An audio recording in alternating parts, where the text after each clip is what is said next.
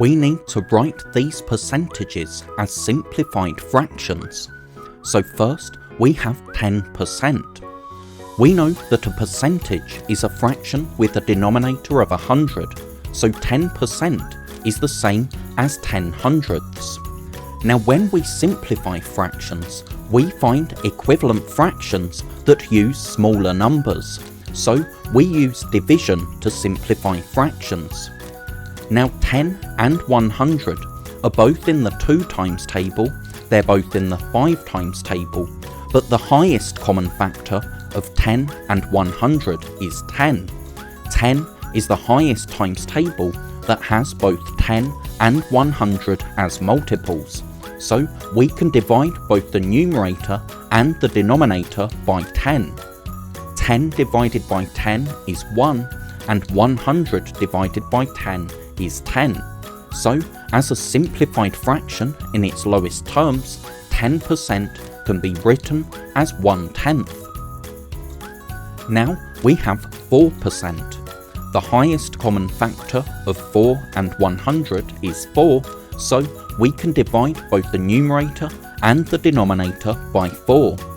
4 divided by 4 is 1, and 100 divided by 4 is 25, because 25 times 4 is 100.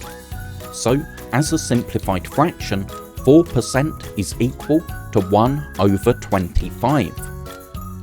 Now we have 75%, so that's 75 over 100 as a fraction. But we can simplify this. The highest common factor of 75 and 100 is 25, because both 75 and 100 are in the 25 times table, they're multiples of 25. Now 75 divided by 25 is 3, because 3 times 25 is 75. If we count up, we have 25, 50, and the third multiple of 25 is 75. Now 100 divided by 25 is 4, so 75% is equal to 3/4.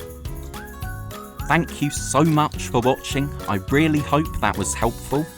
If you're a teacher or a parent, then please subscribe or go to keystage2maths.com to download resources for this lesson and many more.